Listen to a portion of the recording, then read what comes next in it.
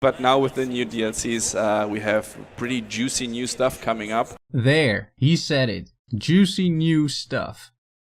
One of them is the upcoming DLC for Kingdom Come Deliverance From the Ashes, and I will tell you everything about it, using Sir Tobi as a point of reference.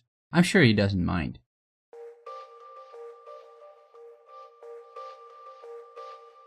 And in From the Ashes, people will actually take care of a village because we all need to make money, ladies and gentlemen. But there's also other reasons, okay? So with From the Ashes and the hardcore mode, I think we answered most of the calls from the people. Oh, wow. Because people were saying, but I want to rule a village, I want to build stuff. It would be so cool if you could manage, if you could be a judge or something. So there's that. You can actually be a judge or something. You will actually be the bailiff after saving this dude from a particularly pickly situation, I might say. Once you do, you have the possibility to rebuild the city. And not just any city. I did some speculation in one of my previous DLC roadmap videos, shameless plug. Let's see if I am able to figure out which city it was. My guess is that this DLC is about rebuilding Skalitz.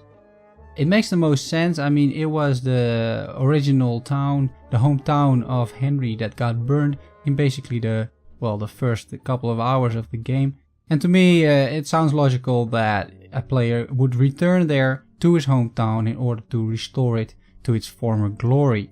The logic of my reasoning is of course undeniable. However, I missed out on a teeny little weedy historical detail, because Skalitz was actually never rebuilt. And Przemysławice was, so there you go. Yes, so it's not Skalitz. It is actually Przemysławice, a town which still exists today. Rebuilding the city will be in a base building format. You will be granted a locator who helps you rebuild. Okay. And from this point, it's a finance management thing where you have to rebuild the village. You have to choose which buildings should be built when. Those buildings will either generate money or cost money. Okay. So you have to balance that. Now, money in the base game is not really an issue whatsoever. In the end of the game, I really got loads and loads of money. So now you have something to spend it on. But that is no fun really. Therefore, Sir Tobi advises you to play DLC with a new playthrough, so you can really enjoy the DLC the most. And an excellent opportunity to play this DLC is going to be, in my opinion, in the hardcore mode, which will be released very soon. There are also other reasons why you would want to play this DLC in a new playthrough, because for example certain buildings offer certain unique rewards, which you can then use on your quests and on your story and on all those kind of things. If you build the stable, they will give you new unique horses you don't get anywhere else. Very nice. If you build the weaponsmith, then he will create new weapons for you don't get anywhere else. If you build the guardhouse, you get the training arena where you can train all the weapons of the game. And you cannot do this anywhere else. If you build the merchant, that's a place where you can sell all your stolen goods. So it's something like a pirate enclave in the north of the map. But this will heavily benefit you when you are going on the quest. I can't wait, guys.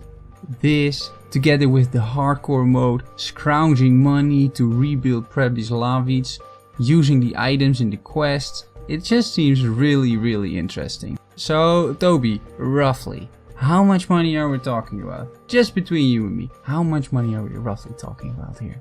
All in all, it will cost you, I don't know, a fortune. 300,000 plus growth, like a huge amount of money. Okay, let's check how building works. Don't get me wrong, guys, it's not like I want to build a farm there, and it's not like a strategy game or something like that. You have given slots somewhere, they're empty right now. And then you decide what goes in those slots. Not exactly, you just, those... No, woman. When you're interviewing someone, it's bad enough that you know absolutely nothing about this game, okay? But at least have the courtesy to let your guest finish their sentences and don't interrupt them all the time. This was one of the most cringy interviews I've seen at the entirety of E3, which was full of them. Tobi, please, enlighten us. about building? For example, the woodcutter must be built at this certain slot. Got You it. just say, let's Okay. build them now. And then the locator will say, okay, let's do it right now. And he goes there, builds the stuff. But you get a new interactive map on which those buildings will appear once you build them. Okay. So all in all, it is not very free for all. There is a logical order in this. For example, woodcutters provide you with wood, which is then needed to construct other buildings. Advanced buildings require you to have more advanced resources, such as stone or probably certain types of food. In order to construct buildings, you use a method which is pretty similar to, for example, Pillars of Eternity or Skyrim, namely a book. This book here we see is your almanac, and you decide actually what you want to build. Okay. Marius is your locator. He will then do this for you. It tells you what you need, what requirements you have. You need to have these buildings before. That's the woodcutters, for example. If I understand correctly, buildings go to an interactive map. And that's it? Is it that easy? It can't be that easy, right? There's a stash in which you have to put your money inside. That's something like your deposit, so that you can pay your workers, right? Got it. So if you don't have money in that stash, your reputation falls, and those people will Okay. not work for you. This means you cannot build new buildings. When the reputation falls to a critical level, Okay. that's the point where we can lose your village. Where Sir Oh. Divish comes and say, Henry, you suck, man. You're a really bad bailiff. We're gonna take this away from you now. Exactly, and then you lose that, and you don't want to do that. So yes, this is typically Kingdom Come Deliverance. Extreme realism. If you suck at something, you either die or in this case you won't be allowed to continue. Do not surprise that this is actually permanent as well, that there's no way back in. Kingdom Come Deliverance is the kind of game that pulls this sort of crap, and I absolutely love it.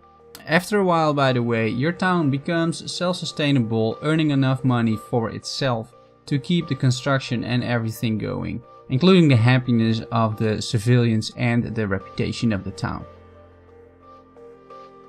This is why I think Warhorse Studios have such a fascinating way and a decent approach to making games. They did not lay out their DLC roadmap from the very start, which you see especially big publishers do. Like, they already know what they're gonna be adding to the game till, 2019, 2020. Especially on E3, I've seen quite a few examples of that. Kingdom Come Deliverance and Warhorse Studios take a very different approach. They release a game, they start listening to the community and then think, okay, with all this feedback that we currently have, what is the DLC that makes the most sense? What can we add that people really want to play? And hence they came up with a DLC like this, and the hardcore mode. I absolutely love it, and I think that this is by far the best approach to gaming that I have seen in a while. And there are also a few details in this DLC and their game in general that I absolutely appreciate. And that just shows the sort of love and dedication that goes into this game. If you know Kunesh, that's the guy from the first quest who beats the crap out of you. He can be your woodcutter, for example, and he's right now begging in Rattay for some money. But if you go to him, you can actually make him work for you, and then he will generate money for you, and it will benefit you again. So this really a management thing, a finance management thing, kind of, if you want to call it like that. This DLC lets you rebuild previous Lovids. But what is so good about it is that while you are rebuilding this town, you're also offering a new home to the refugees from Skalids. So in a way, you're also rebuilding your own hometown, and it all just ties in very nicely together with all the different components from this game. It warms my heart thinking about it, let alone that I actually can do it in a couple of weeks.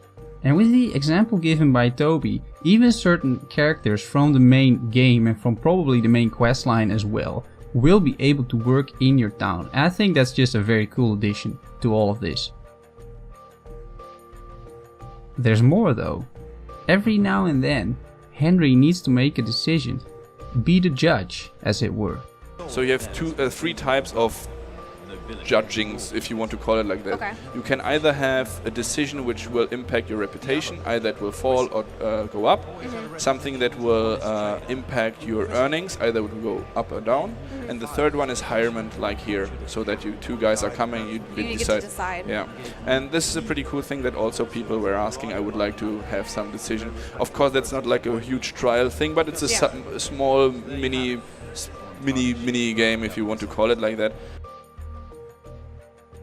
It's still, I cannot say a date yet, but it will be soon after E3. Oh, very so nice. yes, so it's not too long ago, not too far in future. So first read what all the journalists talk about the other games, and then if you get fed up of that, play Kingdom Come Deliverance, because we will come with the cool DLC around the corner, and it's coming very soon. Can't say We'll yet. see. Okay. Not too expensive. Not too expensive, guys. Not too expensive. In terms of gameplay, this DLC is probably offering you around 10 to 20 hours of gameplay, which includes gathering the money, putting it in the stash, seeing your village unfold, making decisions, probably some traveling up and down, and just, you know, playing this DLC. It obviously depends on your level, your progression, your difficulty settings, that kind of thing. But in general, that is the expected amount of time you'll get out of this. So to me, $10 seems reasonable. I hope you found this video informative, guys. If you did, consider leaving me a like and subscribe to the channel for more content just like this. There's another video about Kingdom Come Deliverance just over there. For now, thanks for watching, and I will see you very soon. Bye bye.